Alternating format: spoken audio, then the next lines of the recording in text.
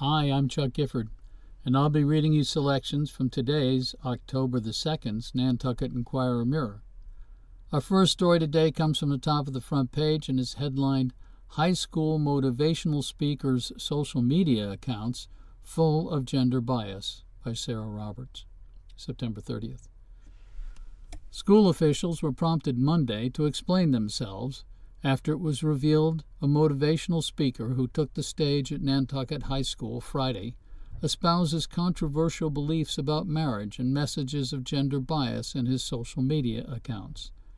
Maximilian Dutton spoke to high schoolers about building confidence, self-worth, and fostering a positive attitude at school, but school officials later learned that Dutton's public Instagram posts specifically toward women do not align with Nantucket Public Schools' perspectives. It wasn't immediately clear when or how the information came to light, who specifically booked Sutton to speak at the high school, and what vetting of his background, if any, was done prior to his appearance. Dutton's $5,000 appearance fee came from the Friends of Nantucket Public Schools, a volunteer group that raises money for programs, activities, and spending outside of the school budget, $2,000, and the budget itself, $3,000.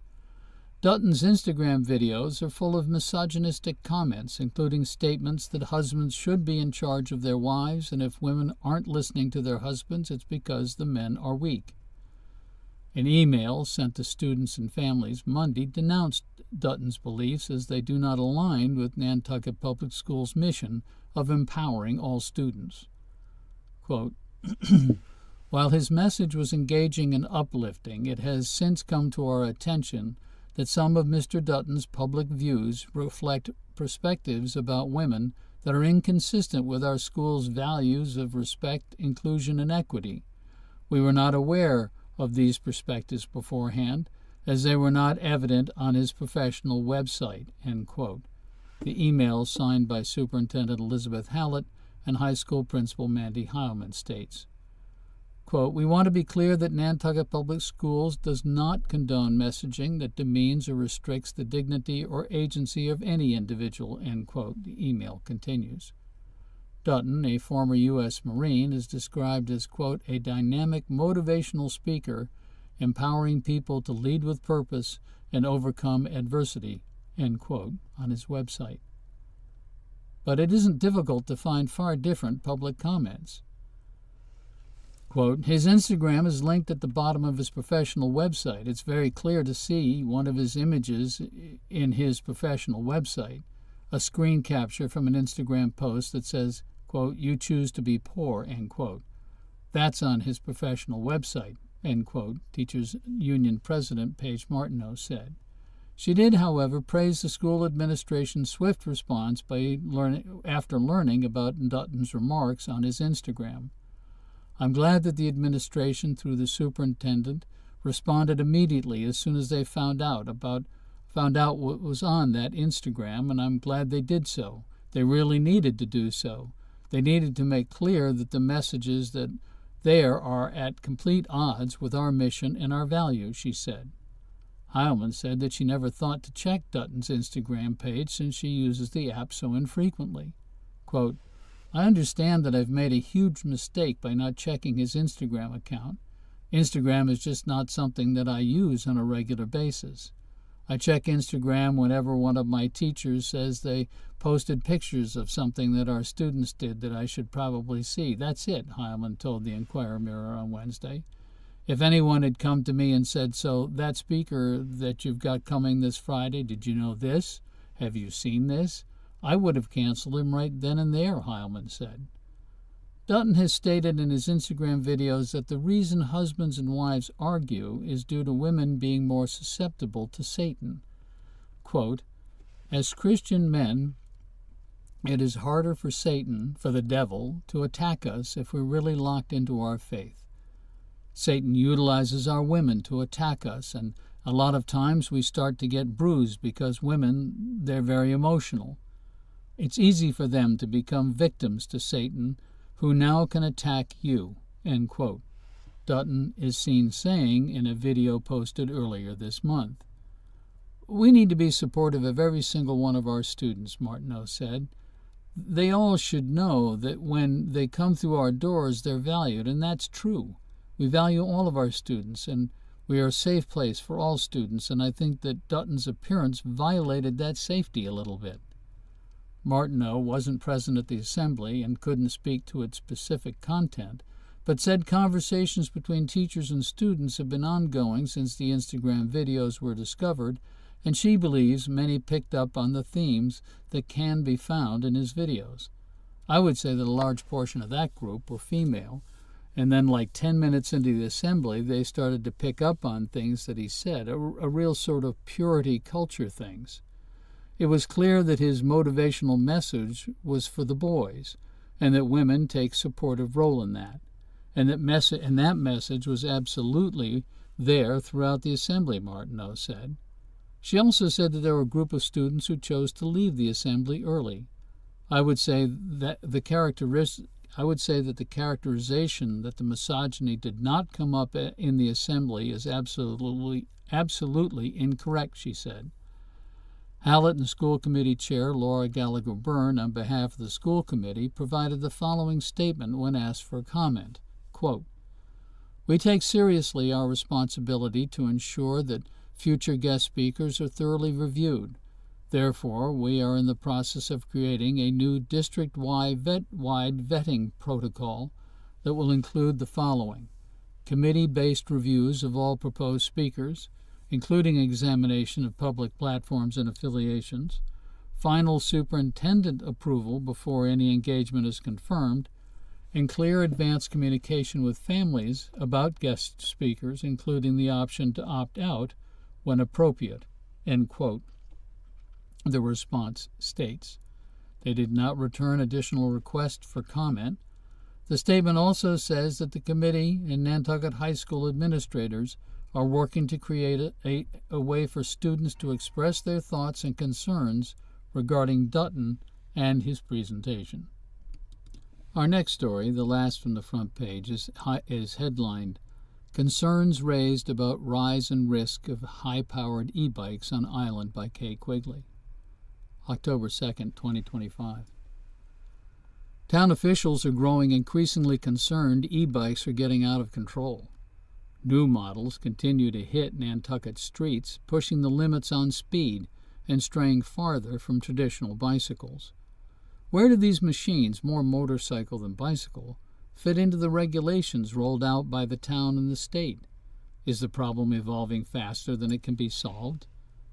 What to do about e-bikes is a question no one seems to currently know the answer to at a local or state level. It is clear that something has to be done to tone down the impact of the silent speedsters zipping down bike paths and sidewalks, town officials say. "We need to deal with this. It's dangerous," Select Board member Brooke Moore said last week. Nantucket recognizes 3 classifications of e-bike, Class 1, Class 2, and Class 3. Class 1 and Class 2 e-bikes, which can have up to a 750-watt motor and only provide pedal or throttle assist up to 20 miles per hour, are allowed on Nantucket's bike and pedestrian paths, while Class 3 e-bikes with motors of the same size but assists up to 28 miles per hour are not, and must be driven on the street. No e-bikes are allowed on any conservation trails. At May's annual town meeting, voters passed a general bylaw amendment that limits the speed of bicycles, e-bikes, or any device being operated on shared-use pathways or walkways to 20 miles per hour. When a rider is within 10 feet of a pedestrian or other cyclist, they are expected to reduce their speed to no more than 5 miles per hour and pass with caution. Before overtaking a pedestrian or cyclist from behind, a rider shall signal their presence by voice, bell, or bike horn to alert the pedestrian or the cyclist. That ordinance, which was on the 2025 town meeting warrant as Article 73 and went uncalled, is currently under review by the State Attorney General's office and will not take effect until that review is complete. Once approved, it will provide the police department with an additional enforcement tool to help slow and manage operators on multi-use paths, Police Chief Jody Casper said. Additionally, the Nantucket Planning and Economic Development Commission voted last week to send a letter of support for a bill out of Watertown that would add the definition of Class 3 e-bikes to state regulations. Moore abstained from that vote because she isn't sure that the buck stops at Class 3 e-bikes today, at least not from what she's seen. By defining Class 3 e-bikes that way and giving us permission to regulate, that's a good thing. But I just want to make sure we're not leaving out a class of vehicles, for lack of a better word, that are in production and that are being used on Nantucket. The kids are popping wheelies on these things, the ones that I see basically riding like a dirt bike with a throttle. I want to make sure that the state is giving us the ability to regulate those in some way, whether that is to limit where they're used or ban them altogether, she said. Such vehicles, as it turns out, are often beyond even being categorized as e-bikes. In reality, they are battery-powered motorcycles masquerading as their less powerful counterparts. They come straight from manufacturers with more than 5 times the power of traditional Class 3 e-bikes in some cases. One, spotted by the Inquirer Mirror several times in the past week, appears to be a Mototech Pro electric dirt bike powered by a 72-volt, 5,000-watt motor. It is throttle-controlled with no pedals and is capable of reaching up to 50 miles per hour, according to the company's website. It is also marketed for children just 13 or older. By all metrics, it is hardly an e-bike and more of a motorcycle. It's also a bike that has caught the attention of the police department. The reality is that devices marketed and sold as e-bikes are not always legally bicycles. Under Massachusetts general law, some of these may qualify as mopeds, scooters, or even motorcycles, Casper said in a written statement to the Inquirer Mirror last week. Many such vehicles must be registered with the RMV and require a valid operator's license. Anyone seeking to purchase an item being marketed as an e-bike should carefully research the registration and license requirements in Massachusetts, and parents should be aware that what is being called a bicycle for a child may legally be considered a motorcycle. She did not say what resources her department currently dictates to e-bike enforcement. Issue getting away from regulators? The exponential evolution of e-bikes seems to be an issue that lawmakers are behind in recognizing. We've said all along that the state needs to catch up, and I don't think this bill accomplishes it, Moore said of the proposed Watertown legislation. On a quick read, it looked to me like this bill, H. 3758, was the same as one filed 2 or 3 years ago, S. 2230, and vehicles like the Mototech Pro probably didn't exist when that bill was originally filed, so has it been updated and amended to include what's currently available on the market in a way that gives us the authority to do something about it? She asked. High-powered e-bikes that exceed the capabilities of current classifications should be categorized in a way that makes it clear that they need to be registered as motorcycles and operators have to be licensed and wear the proper safety equipment, Moore stressed. In my mind, it's the equivalent of a moped that has to have a license plate and you have to wear a helmet. And kids can't ride them when they're unlicensed, she said, because that's what's dangerous. Individuals with no driver education having a motor vehicle under their butts. I get it that the technology is evolving. Manufacturers are always going to come up with something, but it seems to me that if it doesn't have pedals, it's a motor vehicle and should fall under the regulation of motor vehicles, she said.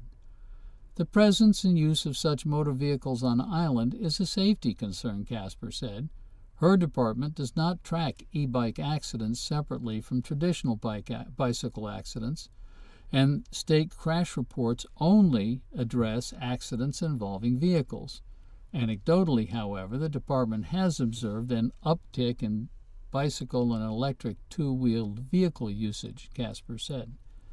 If a bicyclist or e-bike operator crashes into a pedestrian, another bicyclist, or is involved in a non-vehicle crash incident, a state crash report would not be completed. In many such cases, police are not even called to the scene.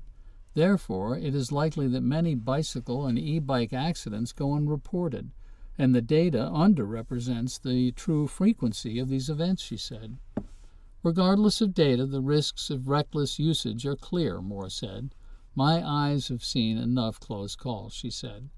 The trend is consistent with bicycle-related collisions across the state, Casper said. Many communities are working to improve street safety and address the emerging challenges associated with e-bikes.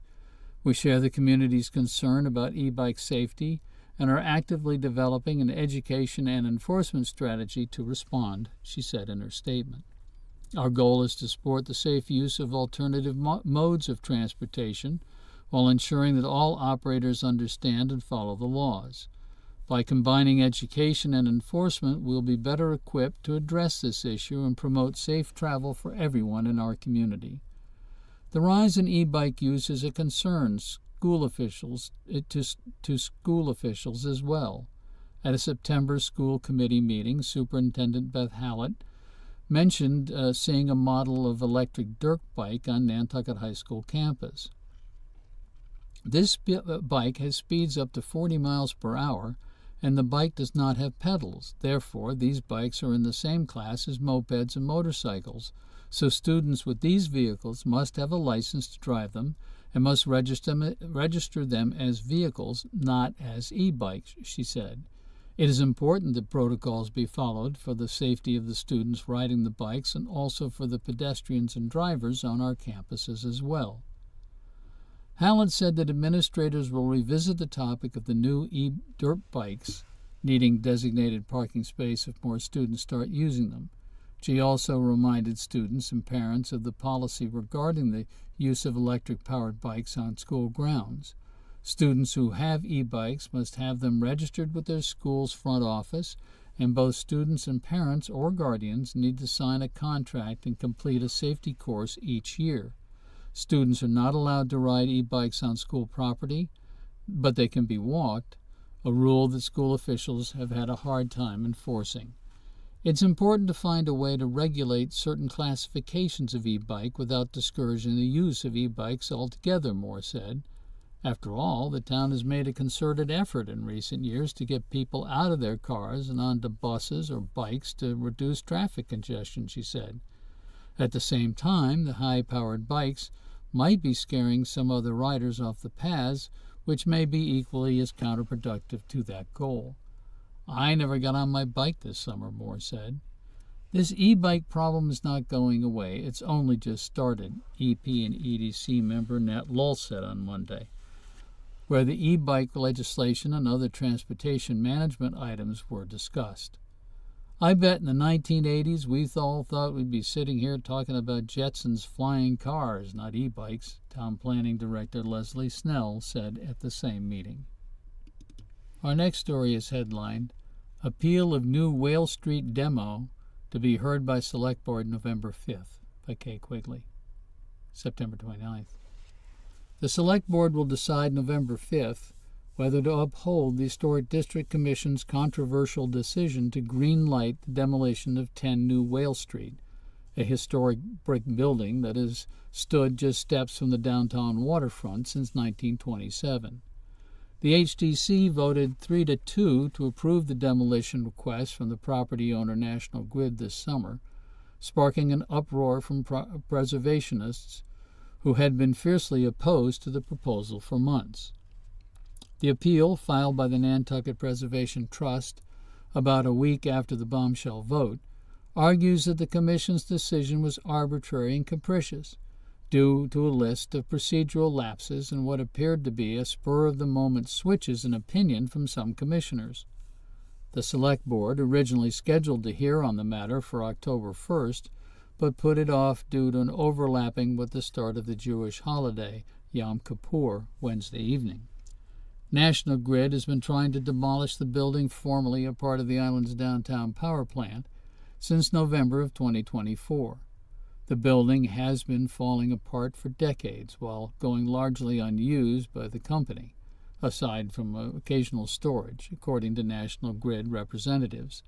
They've argued for the better part of a year that the structure is in such a state of disrepair that restoring it is unrealistic, both practically and financially. Multiple reports from engineers and preservation architects commissioned by the National Grid and the HDC have backed that up. The fire department, Nantucket Fire Department, has also deemed it a safety hazard. Nantucket Preservation Trust island preservationists and some HDC members staunchly rejected the notion that the building is too far gone, however. One of them is preservation expert and former island resident Glenn Bornasian, who filed an independent report just before the HDC's July 8th hearing that argues the building could and should be saved, and that finances should not be of concern to the Commission when considering the restoration of a historic structure, especially when the expenses are to be paid by the applicant. Commissioners concluded that the report was filed too late to be considered in their vote. The demolition application was approved, despite commissioners being split on what to do just a month before. Vice Chair Ray Pohl cast the vote that swung the decision. It was a complete change in tune for Pohl, who previously regarded the building as, quote,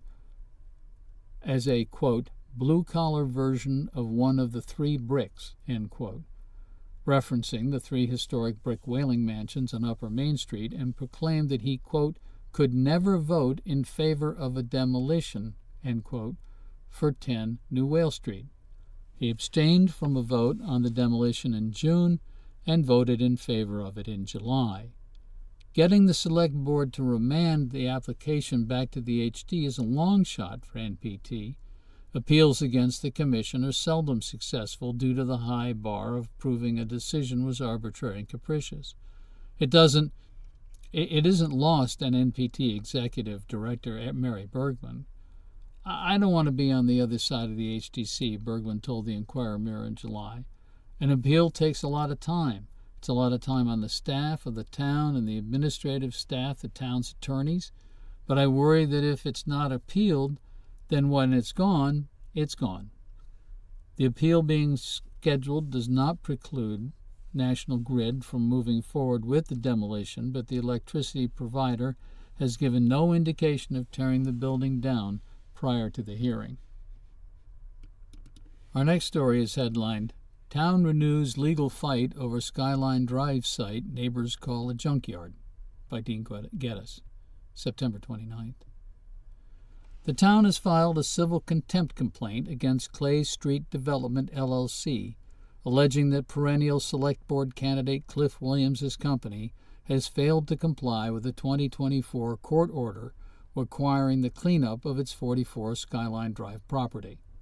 The September 23rd Superior Court filing accuses the company of continuing to use the lot as a junkyard and commercial storage yard in, quote, clear and undoubted disobedience, end quote, of last year's judgment. That order, handed down in September of 2024, gave Williams' company 45 days to remove machinery, unregistered vehicles, earthen materials, and debris, and barred further commercial storage on the site.